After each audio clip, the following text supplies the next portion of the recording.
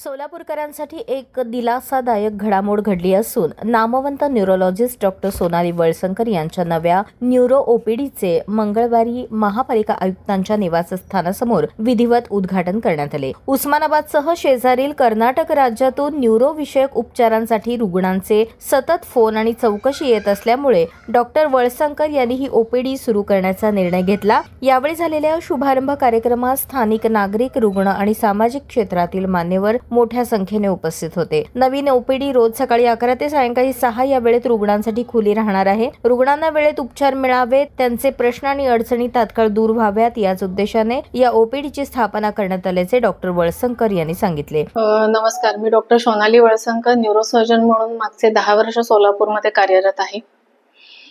मी महाराष्ट्रातली तिसरी आणि सोलापूर जिल्ह्यातली पहिली महिला न्यूरोसर्जन असण्याचा मान मला आहे।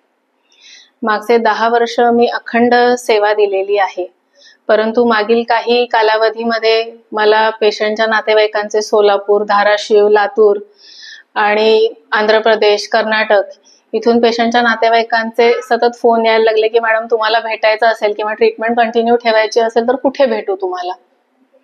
त्या उद्देशाने मी आज न्यूरोलाइफ हे ब्रेन आणि स्पाइन सेंटरची सुरुवात करतेय। त्यांनी पुढे सांगितले, रुग्ण कल्याण हाच माझा ध्यास आहे। रुग्णांच्या सेवेसाठी सदैव तत्पर राहण्याचा संकल्प केला आहे। यापूर्वीही अनेक रुग्णांना विशेष सेवा पुरवली आहे आणि आता या ओपीडीमुळे सोलापूर आणि परिसरातील न्यूरो रुग्णांना तातडीची व दर्जेदार सुविधा मिळणार आहे। नवीन ओपीडी सुरू झाल्यामुळे सोलापुरातील तसेच आसपासच्या भागातील रुग्णांना मोठा दिलासा मिळाला आहे। न्यूरो विषयक उपचारांसाठी आता बाहेर गावी जाण्याची वेळ अनेकांना टळणार असून सोलापूरकरांसाठी हा एक नवा आधार ठरणार आहे।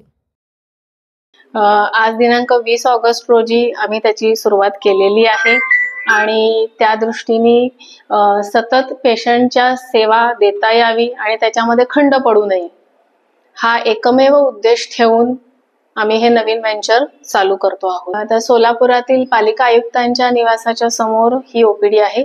ओपीडीचं टायमिंग दुपारी 1 पासून ते संध्याकाळी 6 वाजेपर्यंत असणार आहे आणि पूर्ण आठवडाभर ही ओपीडी चालू राहणार आहे।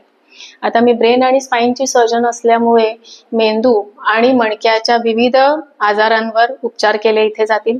मग सर्जिकल असू देत किंवा मेडिसिननी असू दे, तर मेंदूतील गाठी, मणक्यातील गाठी, मणक्याचे प्रॉब्लेम्स, काही पेशंटना फिटेचा आजार असतो, लकव्याचे प्रॉब्लेम्स असतात, या सर्व गोष्टींवर इथे ट्रीटमेंट आपल्याला उपलब्ध आहे।